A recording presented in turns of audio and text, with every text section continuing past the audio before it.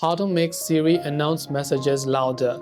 So to make Siri announce your messages louder, activate the Siri, right? So you must activate this feature by going to settings, by going to the option called notifications and going to announce notifications and turning it on for messages.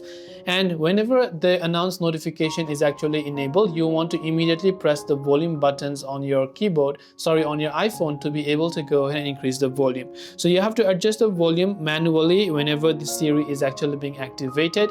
It cannot be done to a preset volume in this case.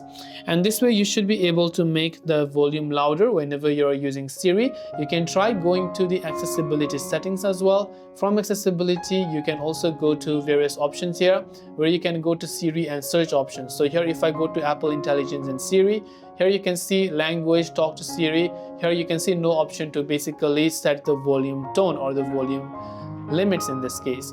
So whenever you're receiving the notifications, just increase the volume manually. If you have any questions, feel free to leave them down. Thank you for watching and see you soon in the next video.